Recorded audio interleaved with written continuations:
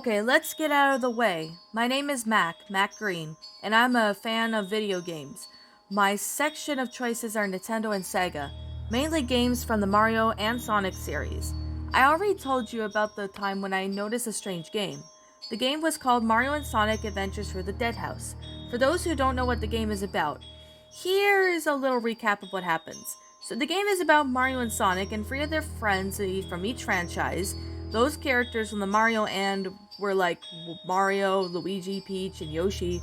And as for the Sonic characters, there were Sonic, Tails, Amy, and Knuckles.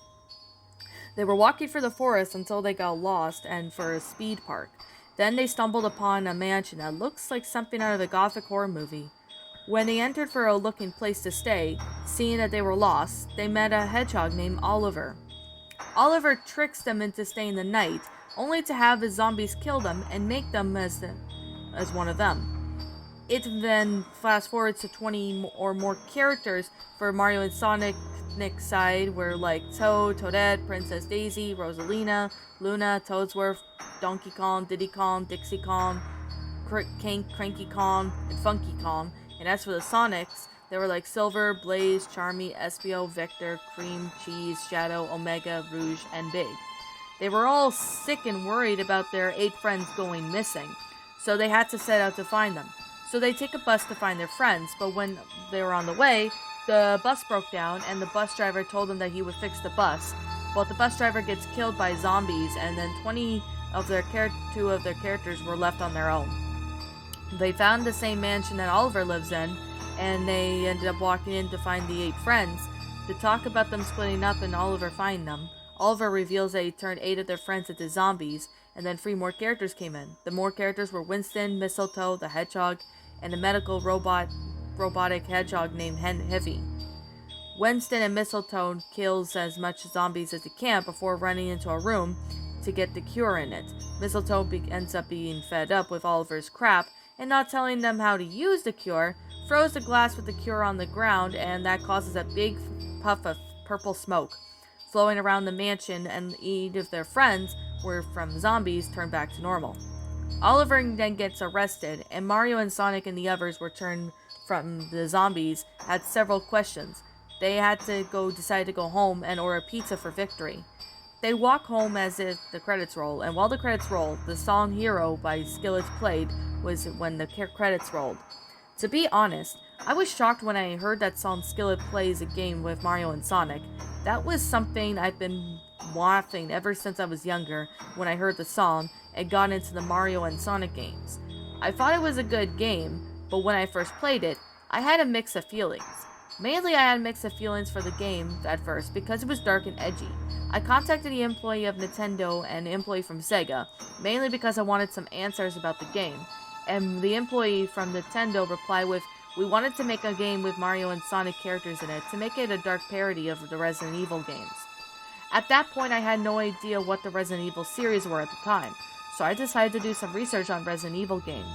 And it turns out it was a survival horror game made by the company Capcom, the same company who made Mega Man and Street Fighter games. I also had found out that the character Oliver was based off of Albert Wesker, the mainly antagonist of the series. It was a month since I played that game around that time, and while I was listening to my playlist on my phone at the time, I consist of bands like Linkin Park, Evanescence, Paramore, Fall Out Boy, My Chemical Romance, and Green Day. I found the company of Mario and Sonic, Adventures Through the Dead House. I played more of it until I beat the game, and then I realized that it wasn't a bad game after all, even though it was going to be more like Luigi's Mansion. But fast forward to months later, month in September, I decided to replay the game. But when I started up the game, I found something odd. It was simply a new story called Mario and Sonic Return to the Dead House. Could this be somewhat of a free DLC of some kind of thing? I wondered to myself. In pure confusion, I clicked on it and it seemed to be pick up after the events of Mario and Sonic Adventures Through the Dead House.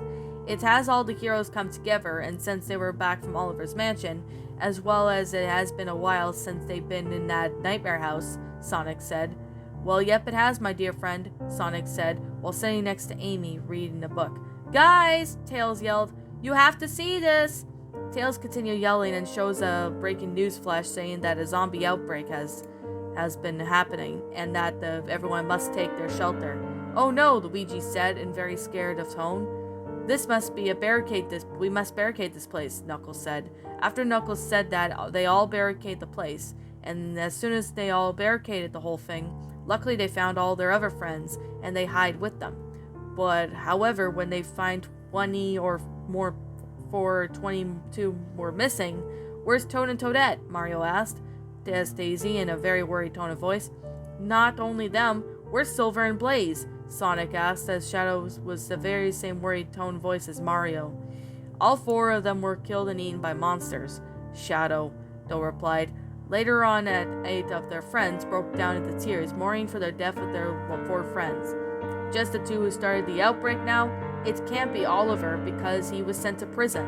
Unless he broke out of prison," Amy said in tears. As soon as Amy said that, someone walked in. It was Oliver with someone else.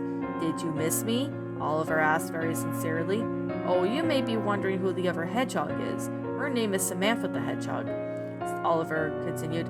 "I also helped him out of prison, as well as start the zombie outbreak we're in," Samantha said as she was holding Oliver's hand. After that said, Mario jumped out at Oliver and attempted to attack her. "This is for Toad and Toadette!" Mario yelled in anger. Oliver then dodges and kicks Mario down to the ground, and Sonic runs forward at Samantha, attempt to attack. "This will be for Silver and Blaze!" Sonic yelled in anger, but of course, how like Mario did. But also like Mario, Samantha knocked down Sonic to the ground, and as soon as Sonic hit the ground, Oliver pointed the gun at Mario's head, and Samantha pointed the gun at Sonic's head. "If anyone moves, they get a bullet," Samantha said as she held the gun towards their heads. "And we will not hesitate," Oliver said as he pointed the gun towards Mario. But after they threatened them not to move, Donkey Kong and Victor snuck up behind Oliver and Samantha and knocked him down. "Take that!" Donkey Kong yelled in excitement. As Donkey Kong and Victor were celebrating, they did to Oliver and Samantha, along with Diddy Kong and Charmy congratulated them, and Oliver got back up along with Samantha. "You made the dumbest mistake in your life," Oliver said as he got back up. He was getting back and grabbed the gun he had, and then the song called "I Hate Everything About You" by 3 Days Grace played, and he was shot Diddy Kong, Donkey Kong, Victor, Charmy, and of course he killed all 4. "No!" SBO yelled in anger while tears ran down his face. The 3 other Kongs that were like Dixie, Cranky, and Funky were just sad and furious as SBO was. "Well, if you 4 of your friends are stupid, don't even sneak up on us. We won't have to kill them. But just to make up for it, your plumber hedgehog back, we don't need them," Samantha said in a very sinister tone. "If you want to find us, you know where. Zombies, go!"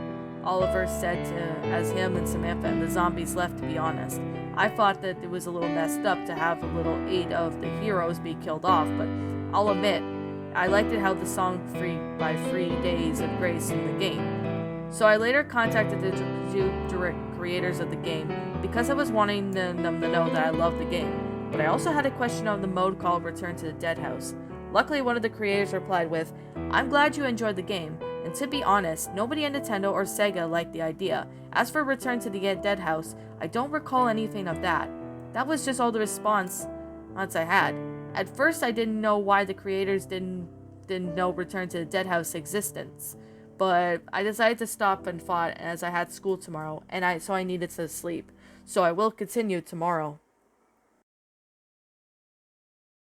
And that, my little pretties, was Mario and Sonic Return to the Dead House Part 1. A Mario and, Sonic game crossover gaming pasta written by Mario and Sonic fan.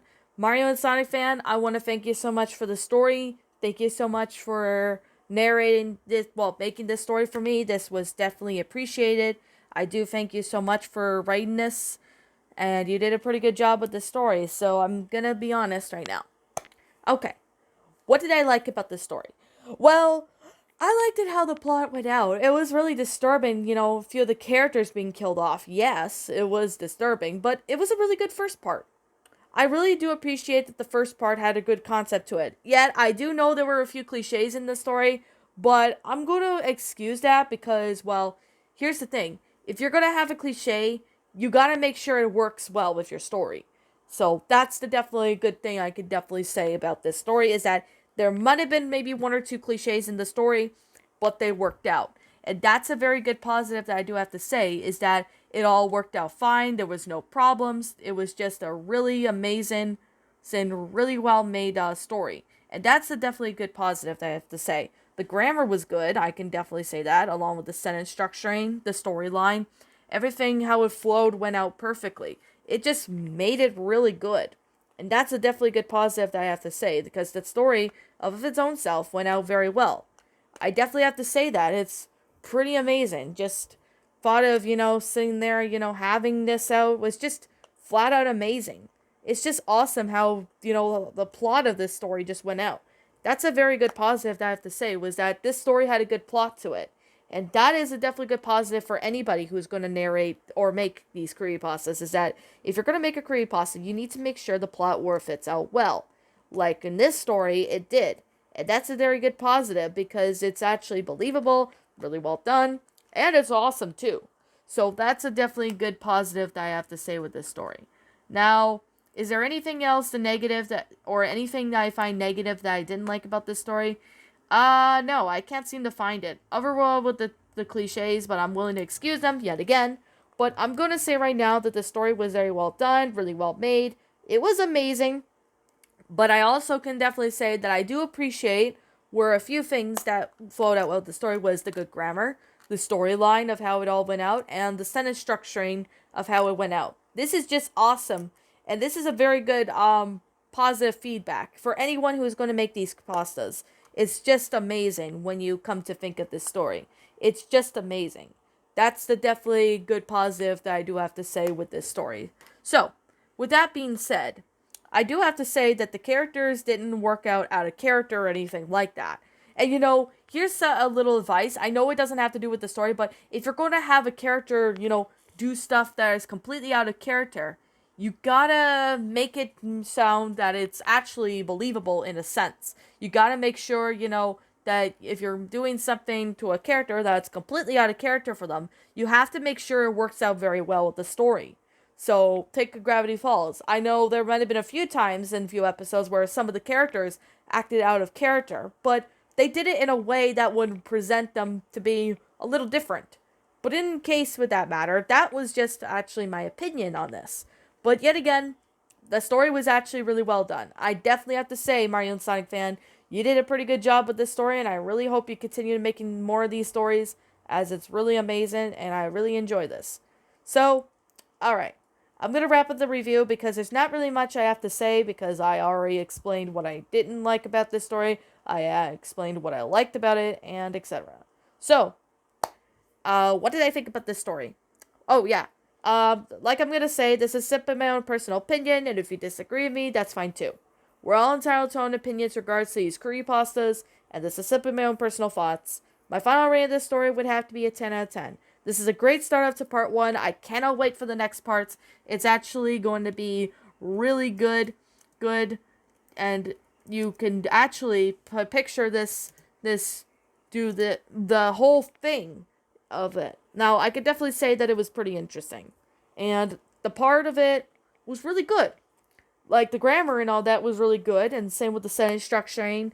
I did spot maybe 1 or 2 punctuation errors in the story. Most likely just 1 or 2, but if I do find more, I might mention that in the next upload or something, but I don't know. But anyways, yeah, the story was really well done, and I really liked it. I do appreciate the good grammar and stuff like that. It's believable. Messed up, I could definitely say that. But it's got a really good Resident Evil inspiration spike to it, so that's a very good positive, I can definitely say. Okay, now I think I'm going to go ahead and wrap up this review by saying this. What did you guys think about this story? Did you all enjoy it? Did you not? Also, what we have done personally to help make this story a lot better? Leave me know what your thoughts are down in the comments section down below. I'm the Queen of Lions. Thank you so much for watching today's episode. And if you're brand new here to this channel, be sure to like, comment, subscribe, because I make brand new videos every single day. Don't forget to ring the notification bell to when I upload, so then you guys will not miss an upload. And as always, please roll the outro, because I'm out of here, and I'll be catching you all in the next video. Peace out.